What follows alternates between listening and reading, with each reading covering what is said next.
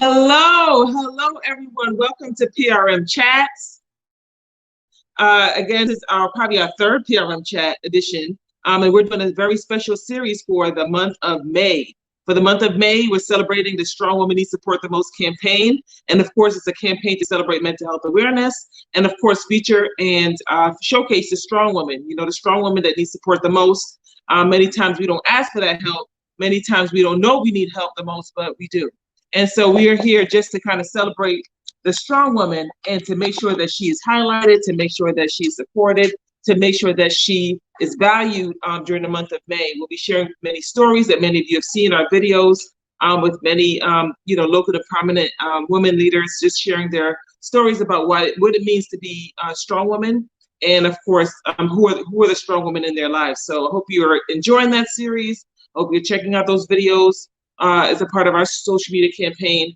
And as well, these PRM chats, this is the first of 4 a session series that we're doing to celebrate the strong woman. Of course, today's topic is, Hillary Honeybee. So today's topic is defining our strong. What does that mean to us, guys? Because right now, as you know, May is Mental Health Awareness Month, and Project Presents the Movement, we have kicked off our Strong Women Need Support the Most campaign. So that being said, what is strong? You know, how do we define ourselves in the role of strong? And come on in here, Tashala. Come on in the room. We want to see how in the room. And guys, please forgive us. We had some technical difficulties, so we're just gonna make the best of it and just go with it. This is a live, raw, and uncut edition. Yes. Okay. Yes. So feel free to interact with us. This is gonna be very super duper informal. And of course, this is just really to engage and have conversations about the strong. Well, let's have you switch. We want Tashala to be featured. Showcase. They don't need to see. Yes, ma'am. Showcase. Y'all got my knees in the picture. Hi, Leo. Got some strong knees here, Tashala. Right. Hey, you need strong knees to hold your back up. Let's go. You swing back at life. You know what I'm saying? Yes, ma'am. Yes, ma'am. Cool. So kick us off, Hillary. You of course, you're the official facilitator for the PRM chat. So, in my mind, like when I'm sitting here thinking of strong, I think of a time when I clearly remember, hearing my husband say, but you're strong. And I literally cringed when he said that, because in my mind, I'm like, I know I'm strong, but I need you. I need help. I need support. I need what I need. And I don't want it to be where, because you know I'm strong, or you believe I'm strong, or you think I'm strong, I know I'm strong. It's not to say that I don't need. That's a good point. That's a super good point. Tashala, I would say, like, how do you define it in the roles of all that you do? Well, I'm gonna think about my last moment that I had, which wasn't too long ago. My grandmother has dementia. So I am taking care of my 3 teenagers and my grandmother with dementia, and my mother suffers from mental illness. So we have our challenges between each other. And my grandma rolled out the bed and ended up with a mild concussion. And that scared me, because her going to the ER was the first time she's left the house since COVID. So I'm literally with the I'm with the ambulance people. I'm like, hey, look, this is my girl right here. So I'm gonna tell y'all straight. Y'all taking her to the hospital to take care of her. But y'all bring her back and she got COVID, a sneeze, issue, chills, anything, I'm gonna beat y'all ass. And that's on everything. Lord. Look, we said it was gonna be the raw and uncut edition, didn't we? They laughed because, you know what? In the midst of me attempting to be strong, I need laughter. Yeah, you do. Like, I need to be able to clown a little bit. I need to be able to tell you the truth, put a little sugar on it. Like, I ain't really gonna just come through and slap all of y'all. I might, depending on what happens. Don't give me a reason. But, I'm literally on the phone like, look, y'all got my favorite girl at your hospital. I will come down there and act a fool. I promise you on everything. And that's just because I don't have much of a filter anymore.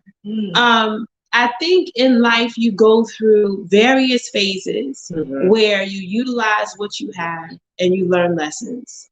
And a lot of my strength went into the passing of my husband, being able to deal with that and relocating my kids and getting them in school, but still taking care of my grandmother and still dealing with my mother and still trying to have my life and still trying to be an artist and going to work.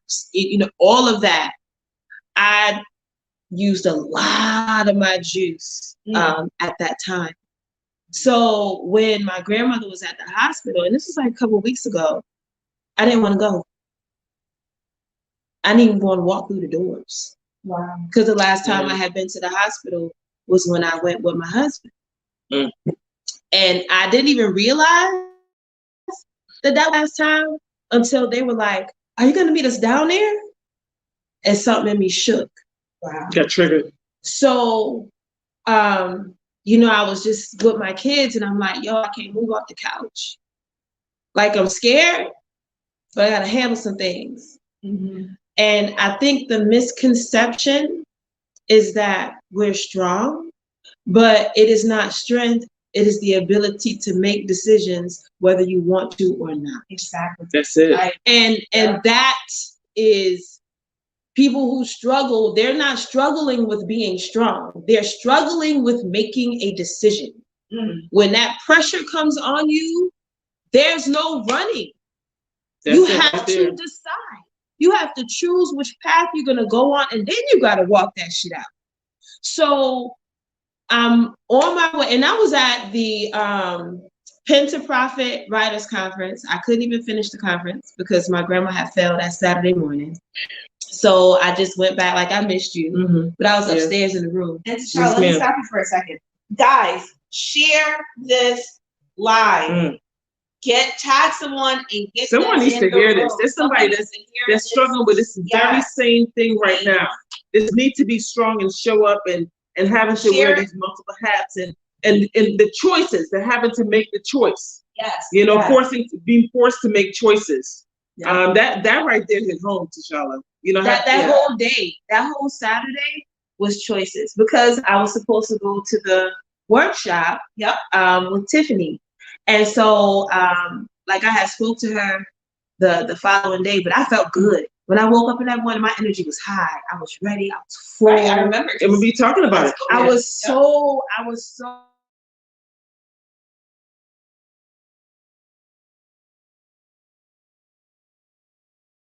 like, I can't really function.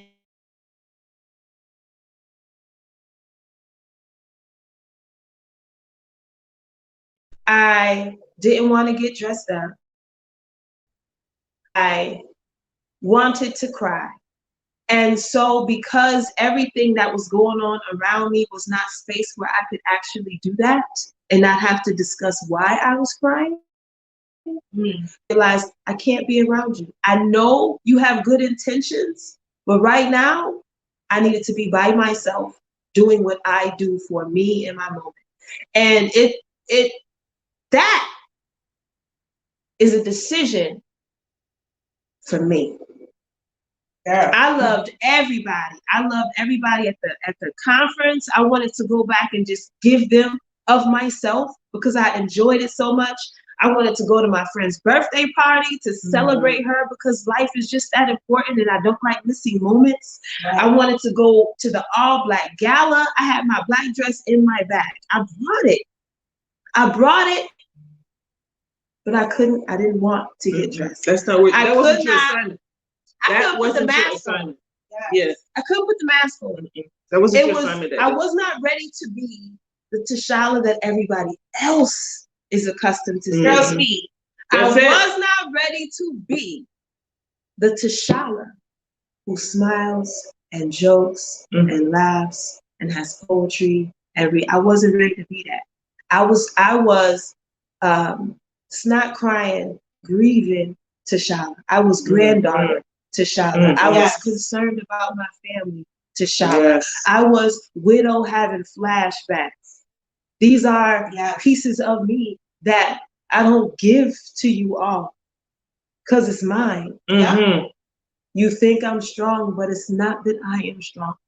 It's that I'll make the decision when I need to. Yes. Mm-hmm. Hook, line, sinker.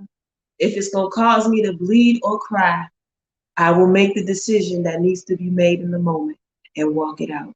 And that decision, that's a handful enough. And I think it just so many things out of what you said. And I think the part that really got to me, resonated with me, was you get to these cruxes in the road, and sometimes you sacrifice. What I used to do was the opposite. Was, okay, let me just try to give everybody a little bit of my time. If I give everybody a little piece of me, like I would have 4 events for the day, and let me do 20 minutes the start of this event, then I catch the middle of this event, then I go to catch the almost towards the end, and then I'll finish off with this event. But everybody got a piece of me, so we're good. But I wasn't good. You know what I'm saying? So it's like I'm giving pieces of me. It's like pieces of me are everywhere, and people feel like, oh wow, like, oh, they got a little bit in there. But I was dying inside. I was burnt out, stressed out, and there was no entity that I was showing up for all these people, but there was no people that I could turn to and say, listen, and trust without judgment, that I could sacredly share what was going on with me. And the thing that most people don't realize, because I have, like, my family, I have 2 cousins, like blood sisters. I love them so much. And they're not, like, one is in Philly and one is in Maryland. And they always are like, girl, call me. Please, I don't care what time, because they know. Like, we grew up together, so they know what I'm feeling and dealing with. And they're like, call me, because I know you holding on to a lot. When you are in those moments, when I'm in a moment and it's like 1:30 in the morning and I'm full of emotion, I'm alone. Yeah. And it's the kind of lonely where you would hope somebody would just send you a text and say, hey, sis, I just want to see or say hi, or I thought of like 1:30 in the morning. You ran across my mind. Like, in that alone moment, text don't come. Yeah. So you be alone. And those are the moments when I cry. Because I am alone. Because there is no shoulder for me to cry on. Those are the moments when I miss my husband. Those are the moments when I miss my love. And you could be surrounded by people and still be alone. And I was that person. Sometimes in some spaces I still am that person. I'm surrounded by people all the time. It's not like you don't have a crux of individuals that you are surrounded with. They're there. But you can still feel so alone. And if that's your story, if you understand what we're saying right now, drop your experience in the comments, please, because that thing is real. That thing is real. And there's very few people. Yeah, I've always been surrounded by a lot of people, but there's very few people that I could feel 100%. I could pick up the phone and call and like let that thing loose. There's very few people I can do that with. Like, drop heavy, just drop a whole ton. Let's drop a whole ton, and not be concerned about I don't want to drop it on them. They got so much going on. No, I can just drop it on, and it's okay no matter what.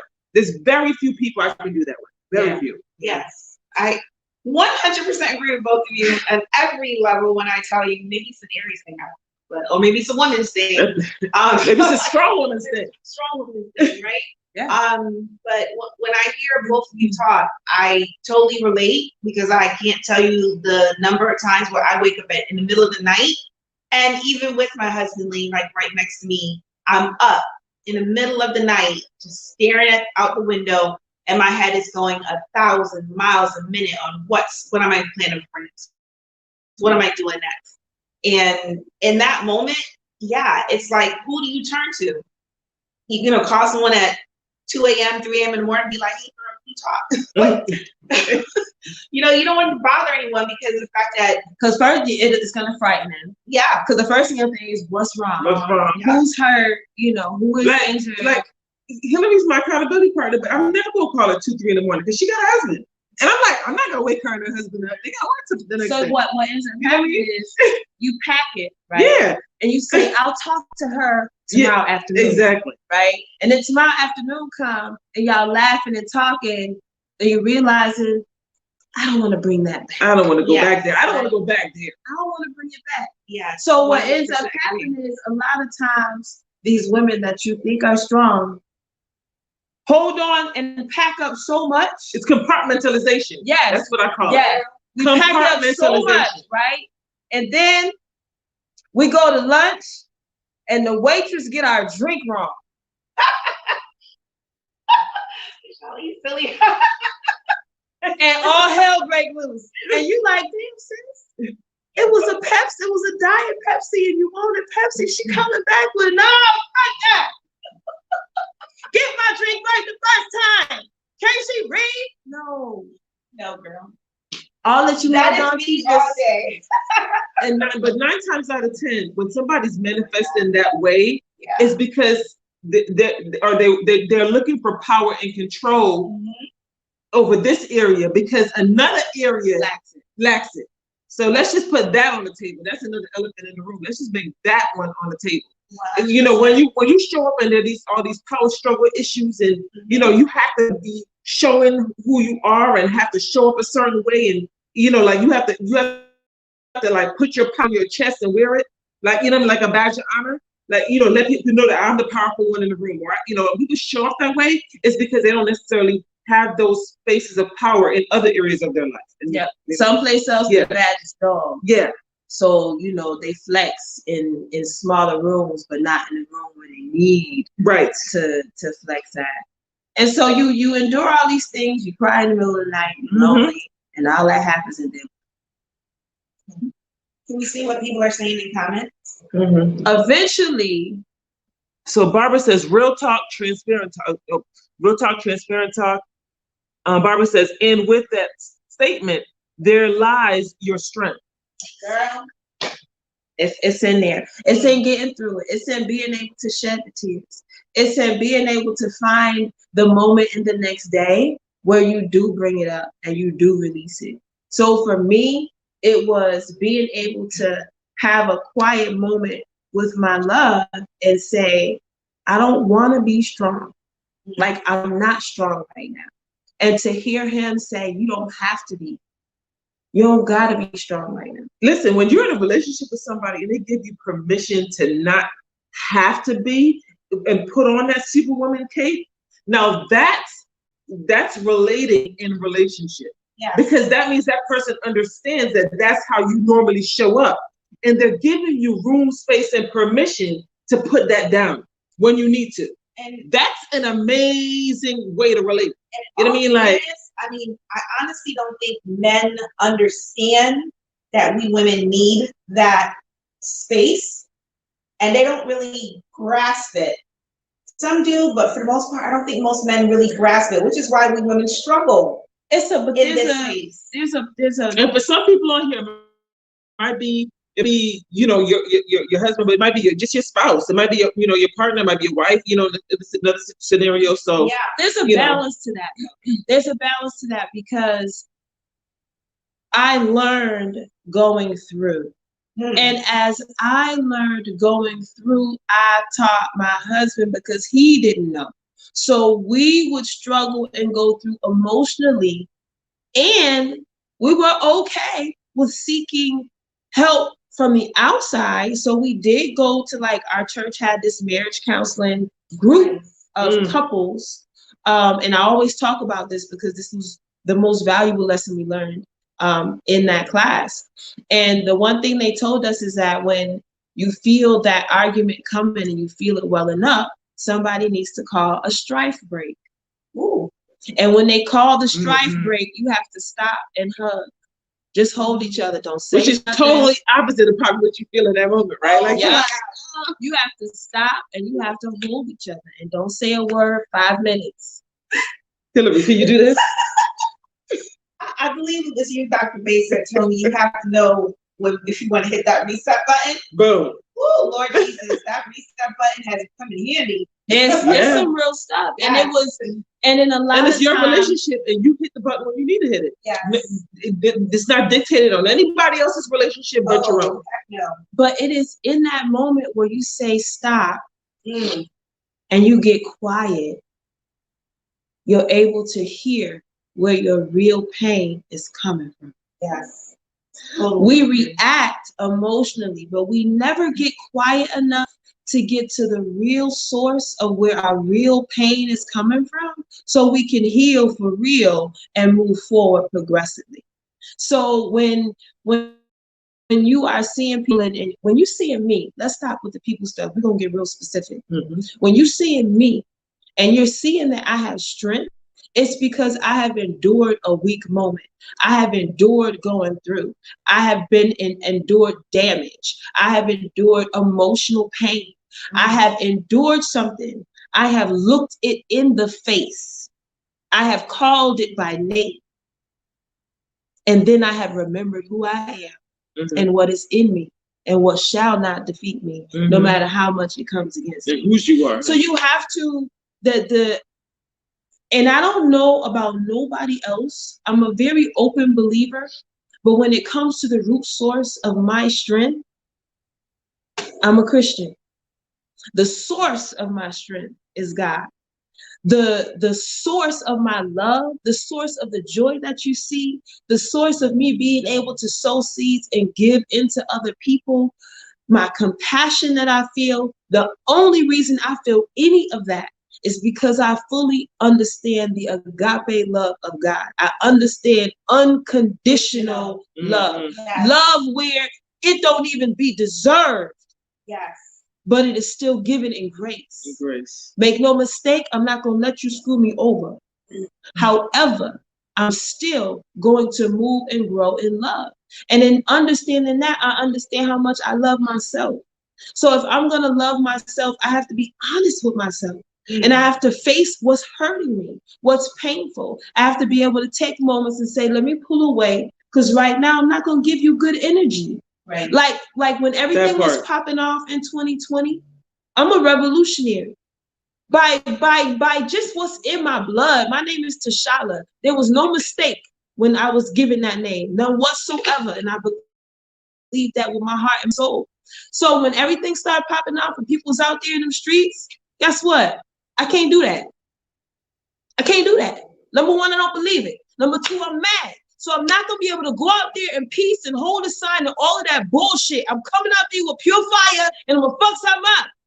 So I knew that, hey, I'm going to have to keep myself at home until it's really time for me to turn up and bring that energy to the fight, mm-hmm. right? I send my money instead because support is a verb with a dollar sign. So when you feel and you understand, you know who you are, you know where you stand, you know your foundation, you're able to accept your pain, move through it, and move forward. And the most beautiful part about that is being able to tell the story.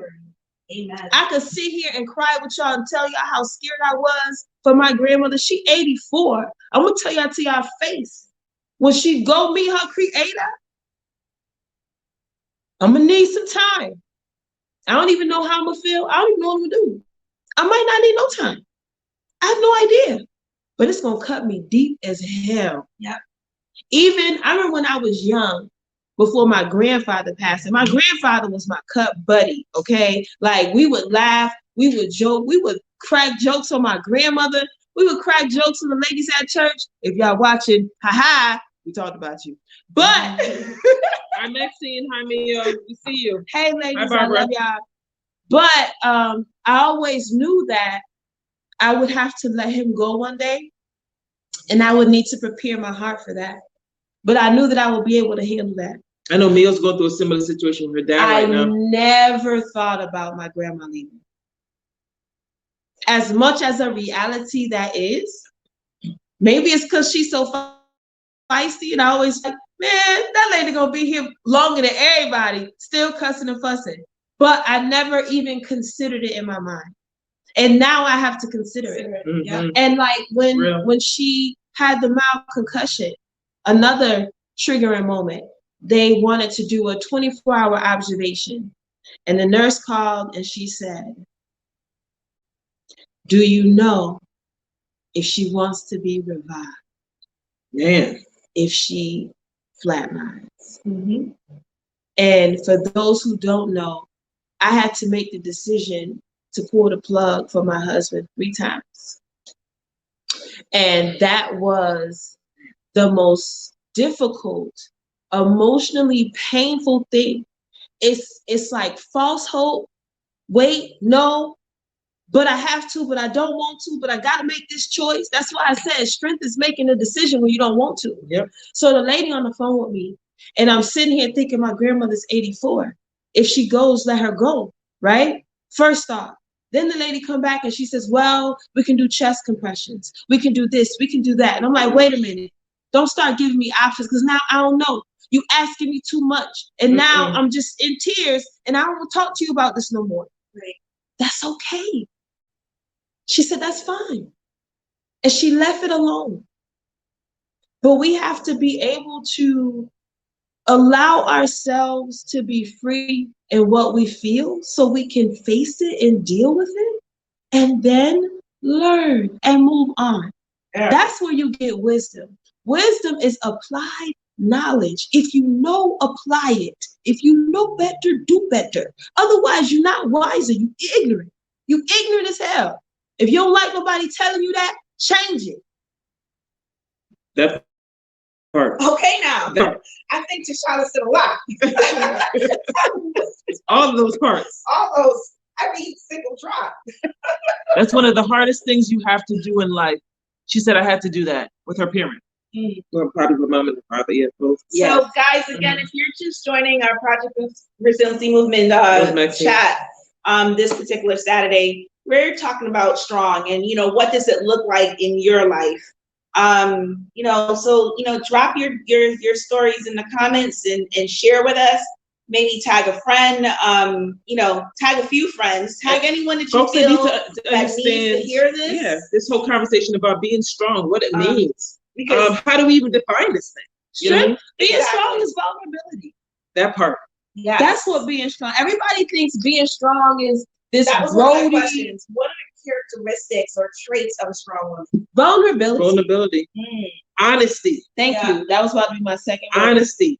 Integrity about what you're going through in that moment and being honest about the going through in that moment and not covering it up with a mask. And that's where the vulnerability. See, all these things lace together. You have to have integrity enough to be honest about your vulnerability. That part. Like it all weaves together in who you are as you evolve as a woman. And it's not something where you arrive to. It's a process. Like when I was younger, I used to be like, yo, I'm mad at these old ladies. Why y'all ain't teach me nothing? Like on some real stuff. You know, it's funny you say that. You got that on your paper? I was going to ask, where did we learn to be strong from? Who taught us this? I would say, what did we learn from the previous? And I didn't so much need to, you know, I figured people could hear me. And what did we not just learn? Like not who taught us, but what did we learn from that previous generation about being strong? So, you know, keep in mind. Here's what I learned from Big Mama.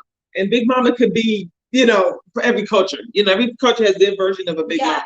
Okay.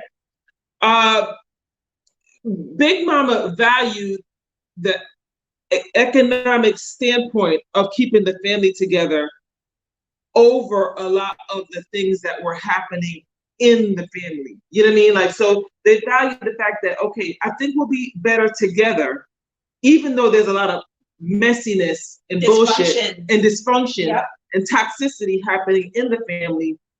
It might be better for us if we keep the family together. And that's how they define strong. And that's how they define strong. Yes. Right? Yes, and of course the definition has evolved, but that's how that was struck for Big Mama, to sustain the integrity of the family, no matter what it was like underneath the rug. Yes. They brushed, you know, it was a lot of brushing underneath the rug, but it was about sustaining the family for the integrity of the family and the economic stability of the family. Yes, definitely agree. Oh my God, when I sit here and think of how it is that we grew up, my grandmother she did what she had to do. She raised her, out of 10, she had 7 kids live, and she raised them basically on her own because my grandfather died when I want to say my aunt was around 3. So, and I'm 10 years younger than my aunt. So keep that in mind. That's she being the youngest. My grandmother raised all her kids basically by herself, but she did what she had to do so everybody could thrive and be who they are today. There was a lot of sacrifice. Oh my God. What Big Mama did was her strength was sacrifice. Working late hours. She sacrificed a lot. Early morning, get started again. And to be the glue and the stronghold for the family. You know what I mean? Like family unit. Yes.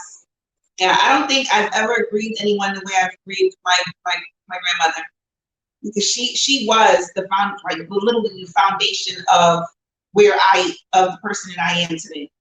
That's how I learned what strength means, and I've taken some of that, and I've gotten rid of some of that because I do see where some of it was toxic to me, and in that I didn't want to be known as the person that can carry the world, because I didn't want to carry the world. It's not always my place to carry to feel like I have to save everybody and save everything and do everything. And if I say I need help, I want people to take me seriously and understand, like, wow, she's reaching out, and it's okay. And in some cases, there was a lot of sacrifice for the family, but the sacrifices included their own dreams. Oh, that part. That was I was trying to get to. So it's like the sacrifices included the things they wanted for themselves. Okay, to better the family unit and for the family to move forward means I gotta keep it together, and that's my job and my role, which means I might have to sacrifice my own personal dreams, Can I interject goals right and here? desires. Let me tell you, I was just talking about this yesterday. Yesterday, or was today's what? Yeah, yesterday or Thursday with someone, and the conversation went something like, in knowing that, for instance, like Monique, our resiliency beach, she's getting ready to take that journey and make changes in her life. What I was grateful and thankful for is that she is, despite the pushback she's getting in some spaces of her life, she says, this is what I want. This is what I'm going to do. And she's not letting anyone deter her of that. We tend to allow everyone else to interject what we want out of ourselves. Why? Interject their opinions in our lives. Yes. Well, that's from the why root. do we do that? And then why do we push like our fears and our desires and goals on other people for them? Like, that is not your space. I think it's one of two things. It's one of two things that happens. So it's either we push our fears on other people, or we push the things that we didn't get to succeed in. Yes. We try to make our kids succeed in those things, or like, you know what I mean? Like, so we didn't finish high school. Our kids got to finish high school, go to college, and be a doctor. Oh, you know what I mean? Like, the kid that's not their skill. That's not their skill. That's not their desire. That's not their passion. But it's like, because I didn't achieve it, accomplish it. No, it has to become my kid's dream to achieve and accomplish something they have no desire. And that's a whole other conversation in itself. But I said, you know what? We have to get to the point where we recognize in ourselves what we're doing to other people in that space. We need to stop interjecting our fears and stop people from living their best life, whatever that best life is for them. And if moving to another state, another country isn't, allow people the grace to do that. And hey, you always got a place to visit. It might not be the best thing for you, but it's the best thing for them. Yes. Okay, so let people be free and do what they need to do for themselves. Let's talk about the why, though, because you asked why. And the root of that is upbringing. Woo. We get our understanding and perspective on life from what our parents tell us our aspirations the shared worldview, right? Right. The parents tell us what our aspirations should be in our youth. Like in our preteen, start to push what they believe we should be trying to achieve. Yes. When we were talking about where you get your strength from, my grandmother gave me style and grace and fire. My mama was a fighter, but she was also the black sheep. So as an only child being raised by grandparents, I understood the children are seen but not heard. But I'm an artist. I'm a creative. So you can't box me in, but I'm watching everybody. And I'm watching the dysfunction. I'm watching addiction come into play. I'm watching abuse, physical abuse come into play. I'm watching verbal abuse. I'm watching alcohol abuse. I'm seeing everything that's happening between everybody. And I'm also watching the disintegration of mother-daughter relationships, right? Girl. So I'm an only child. And at that time, I realized, number one, and this was a sermon I heard when I was 13 from my pastor. Shout out to Reverend K. Liljai. I love you. He had a sermon about generational curses. At the time, I didn't realize it, but I had meditated on that. And I had determined that I was going to break generational curses. Girl. I was going to break the generational curse of divorce. I was going to break the generational curse of the relationship between mothers and daughters. And I was going to change the dynamic of the family tree. Like that shit was in my head. So because I was watching everybody and I'm like, this can't be what it's supposed to be. And it's not adding up. So it's like and it's not producing what it should. Do as I say, not as I do. And that wasn't making sense for me because what you're saying and what you're doing is two different things. Are we gonna talk about it? And that's the thing that was always missing. We don't have conversations with teenagers like they actually know what the hell is going on. Don't be acting like they blind. They see everything you're doing. They see your dirt. They see your lies. They see you sneaking. They see you cheating, and they watch what come out your mouth. Yep. So when you start realizing that there has to be an evolution of things, right? Yeah. So my grandmother, she raised me, and I saw how she had and the dysfunction between her and my mother, and I said, okay, not me and my daughters. The third level of my strength came from my daughters. Yes. And seeing them and my sons, because I started to realize I don't just have daughters. I have 3 daughters and 3 sons. So when I began to talk to them, it's not about just what I teach this young Black girl. It's about teaching this Black girl and teaching this Black boy. There has to be a balance. We cannot address one and not address the other. We cannot think one has an issue and the other does not have an issue. If Black women got an issue, Black men got an issue. If we need to learn self-care, the brothers need to learn self-care. If we need to heal and have learned how to heal, they need to heal and learn how to heal. If we are teaching each other, they must teach each other. These are things that have to happen, and it starts with what we start to put into our kids' heads. What we start to really have discussions with them about. My mother used to be mad because after a while I didn't do the gaga Google talk with my kids. And I used to be like, hey, I'm not understanding why you chose that decision. And they too. And she like, they don't know what you're talking about. And I'm like, yes, they do. Yes, they do. They understand me. They understand your word.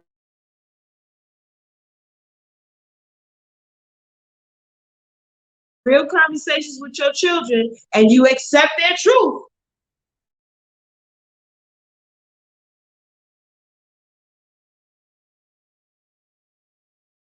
Personally, you know what I mean? Like, and that's gonna be the part. It's like eating it, even if it's about you. So I think we have to get to the point where we're asking ourselves, how well do we listen? How well do we listen? How well do we listen to not just each other, but to ourselves? And if you could really answer that question, then you're making progress. Because the key to understanding is to be able to listen from within before you listen from outside of yourself. I know with my 4 daughters, that was I think when God gave me all girls, I questioned it. But let me tell you, he did me a favor. Them damn girls, they keep me on my toes. They do. They literally keep me going. They remind me of, I see me. I see the me that could have been. I see the me that is. I see that the me that's becoming in all four of them. And let me tell you, it's a beautiful space as a mother to witness. And there's so much strength in each of them. But what I admire is that they walk fearlessly. Like nothing gets into their way. At least they don't allow it to. And that's something that I know I had a hand in, and I'm grateful for that. So ask yourself, how well do you listen? How well are you listening to your children? How well are you listening to yourself? So you can understand, like, what is really going on here? What is happening here? Am I really breaking these generational, cycles, or am I just adding to it? This might not make any sense, but what I realized was that your kids listen to your actions. So forget what you're trying to tell them. It's about what is your actions telling them. Yeah. You know what I mean? But like, are you really walking out? Because what you really want that lip service, they'll walk out, or they'll check you and tell you, no. So even when I didn't say anything, my movements told them things. Yeah. The way I moved things, even if I didn't say it. Yeah. You know what I mean? They learn from my movements.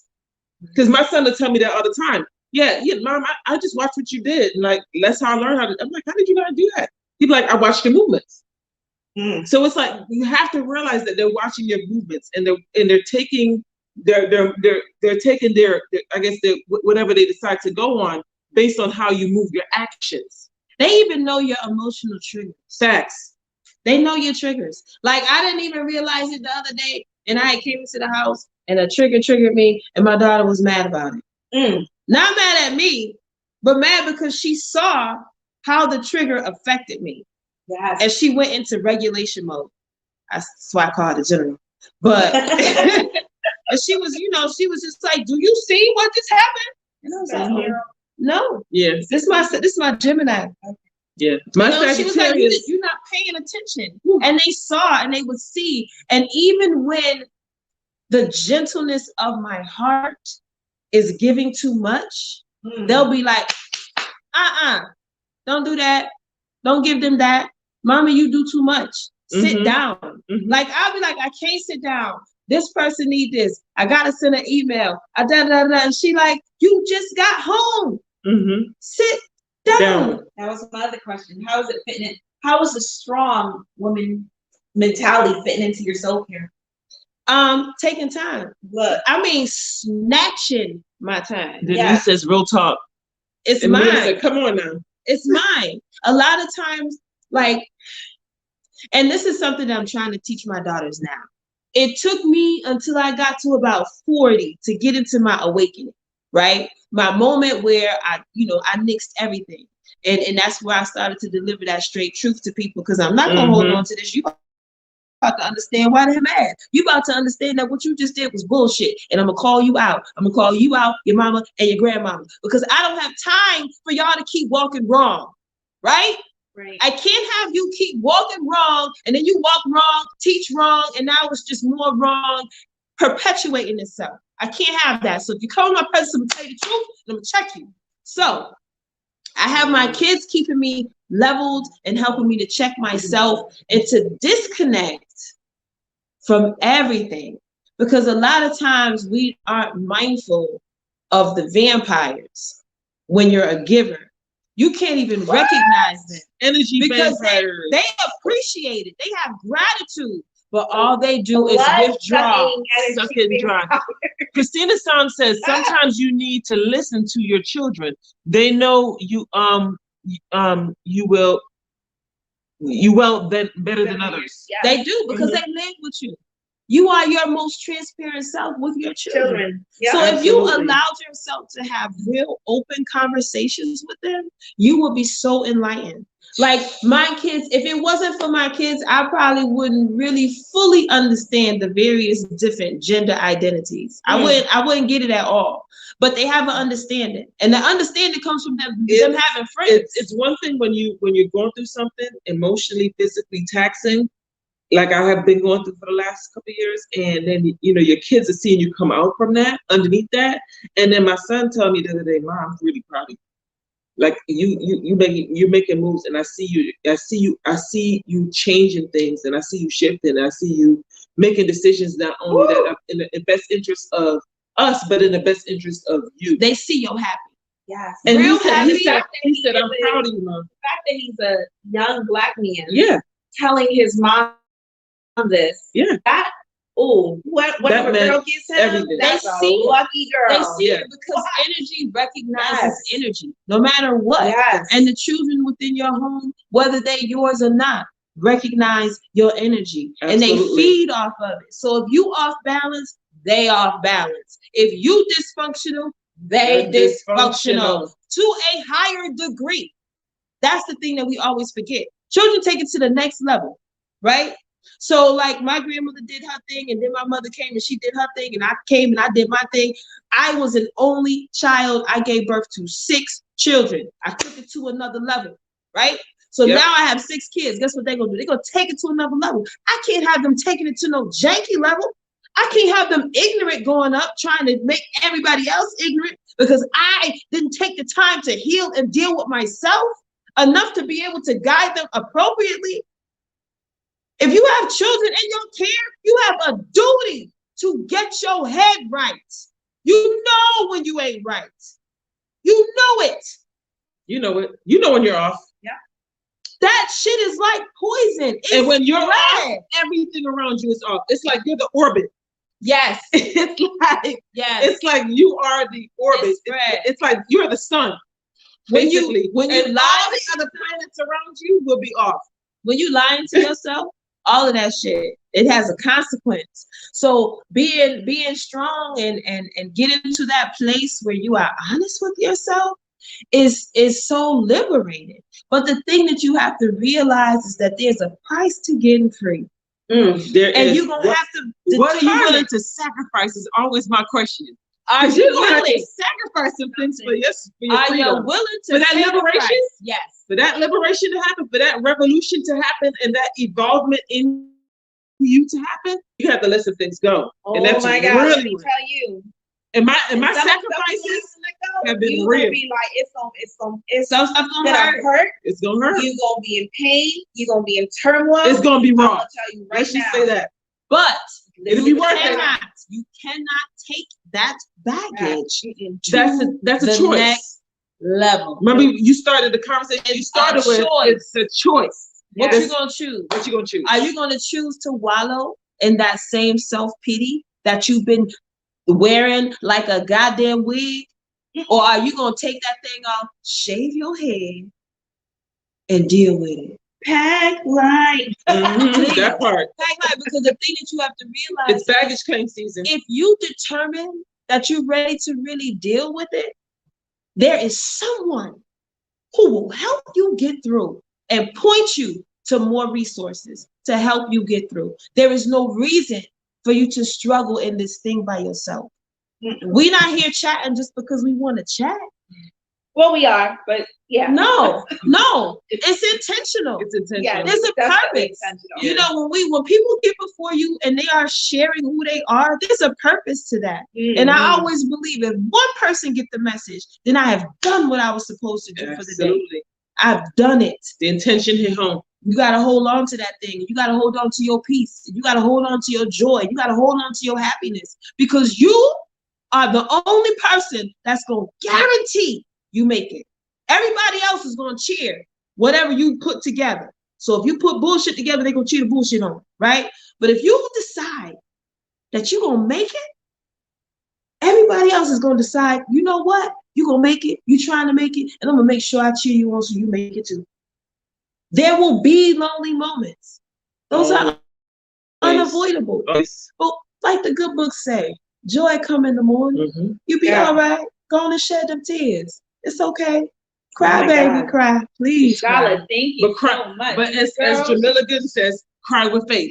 Yes, yes. Cry with faith. You be all right. Okay, guys. So I hope you guys have been enjoying this this last hour with us. Again, sorry that we got started a little late due to our technical difficulties, but look, we're here.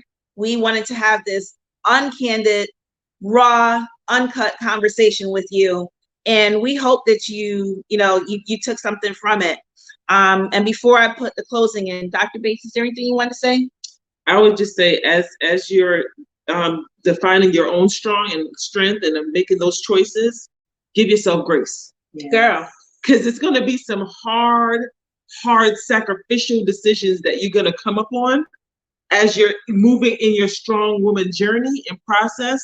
But I would just say, give yourself grace, because some of those things might take you a little longer to unpack than maybe others, and that's okay.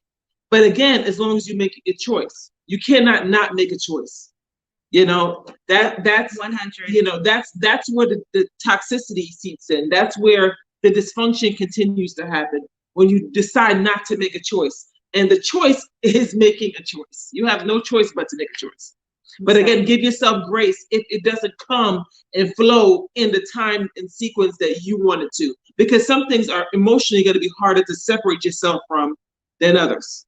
And give yourself grace to make the wrong choice. That part. Because sometimes there are lessons in that. There are lessons in failure. Girl, there are lessons in trying again. There are lessons in severing relationships, ending old ones, or starting new ones. There are lessons in all those uncomfortable things. So give yourself grace to go ahead and deal with that discomfort. You'll be all right. And don't be afraid to use your voice is my other thing. Let your voice be heard. Advocate for yourself. If things are moving, if your life isn't moving in the direction you want it to move, you can dictate that with your voice. Don't be afraid to utilize your voice. That's the power of affirmations. Like, that's real stuff. You sit there, sometimes we do worry prayers. Oh, I'm so worried. Baby, that's an affirmation, but it's going in the wrong direction. Mm-hmm. Change that. Absolutely. Maxine says, this was absolutely beautiful. Thank you, Maxine. Okay, so guys, what's to come?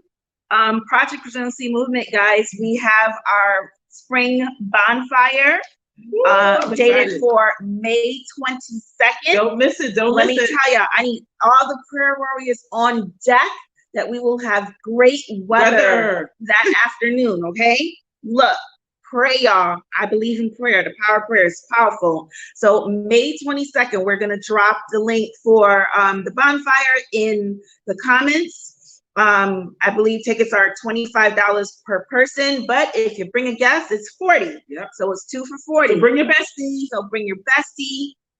Perfect Mother's Day gift right now, because Mother's Day is tomorrow. Happy Mother's Day to all the moms out there. Grab a ticket for your mom, grab a ticket for auntie, grab a ticket for grandma. Get somebody in the needs space. A little moment to breathe, because that's actually the focus for this particular equinox. Yep. Yes. Let us breathe. Get someone in the space. You'll be surprised on what you need to let go of, what you need to breathe out. Mm-hmm. So and the fire is there. Put it in the space to let go. Okay, so that's May 22nd. Again, we are in the on our second week of Strong Women Need Support the Most campaign, and ways to support us is check out our resiliency store. We have a whole store, so we'll drop that link in the comment as well. Of course, I'm sitting down, so you can't see my self-care t-shirt, but I do have my self-care t-shirt on because, hey, I got to take care of myself. Part of my strength is in taking care of me first. Okay. But in closing, I wanted to say this. I wanted to give you guys some tidbits to think about. The Strong Woman's cape is heavy. You have to ask yourself, are you okay with hanging up at least one thing that's weighing that cape down? Put it on the hook. Just for today. It's Saturday afternoon, 1 o'clock. Say to yourself, what can I drop today? What can I hang up and just not have to think about it, at least for the next, say, 12 hours? Okay. Also, what I wanted you to think about is, where do we learn what being strong is about? Where do we get that from? And who are the strong women in your life? Ask yourself, what difference have they made? Identify them. Yeah. Identify them. What difference? And acknowledge them. Yes, and acknowledge them. Okay. And this is my last question for you.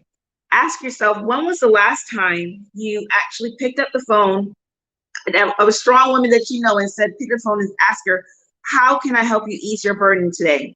Even in this moment, what can I do to assist you? And some of us being strong women ourselves, we need that for ourselves. But we do understand that yes, others need that too. And my thought is, when I do pick up the phone and I ask, I know I'm going to get that blessing back in return. So think about it. Okay.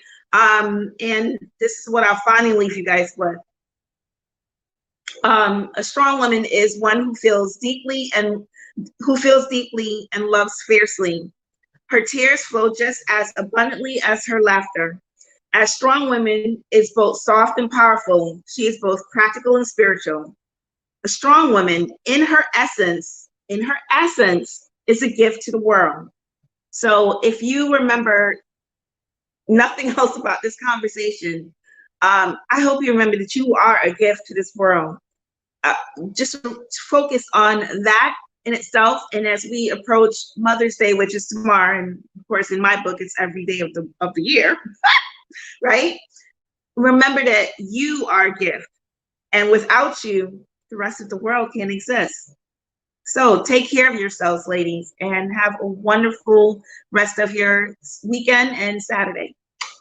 We love you all. Take care, ladies. See you next Saturday, 12 o'clock. Same time. Same place, same back channel. Okay.